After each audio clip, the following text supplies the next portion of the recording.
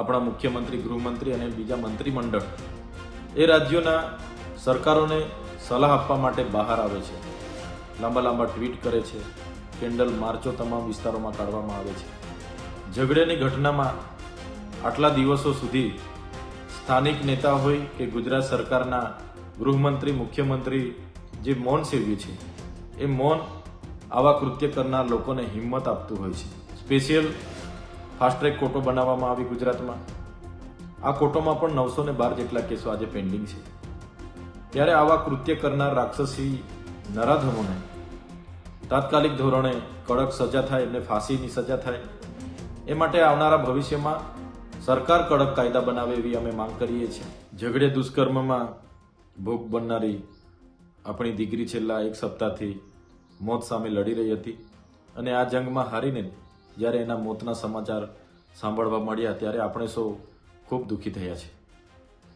ત્યારે એમની માતા પિતા, એમના પરિવાર પર શું ગુજરતી હશે એ સંવેદના સાથે આપણે સૌએ વિચારવું પડશે.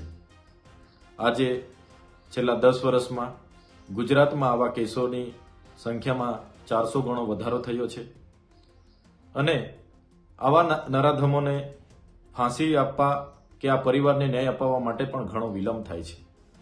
આજે પોક્સો જેવા 4375 કેસો આજે કોર્ટોમાં પેન્ડિંગ છે. 2019 ઓક્ટોબરમાં સ્પેશિયલ ફાસ્ટ ટ્રેક કોર્ટો બનાવવામાં આવી ગુજરાતમાં. આ કોર્ટોમાં પણ 912 જેટલા કેસો આજે પેન્ડિંગ છે. ત્યારે આવા કૃત્ય કરનાર રાક્ષસી નરાધમોને તાત્કાલિક ધોરણે કડક સજા થાય, એમને ફાંસીની સજા થાય, એ માટે આવનારા ભવિષ્યમાં સરકાર કડક કાયદા બનાવે એવી અમે માંગ કરીએ છીએ. સાથે કોઈ પણ દીકરી સાથે આવી ઘટના નહીં જ ઘટવી જોઈએ. છતાંય કોઈ બીજા રાજ્યોમાં આવી ઘટના ઘટે છે. આપણા મુખ્યમંત્રી, ગૃહમંત્રી અને બીજા મંત્રીમંડળ એ રાજ્યોના સરકારોને સલાહ આપવા માટે બહાર આવે છે. લાંબા લાંબા ટ્વીટ કરે છે, કેન્ડલ માર્ચો તમામ વિસ્તારોમાં કાઢવામાં આવે છે.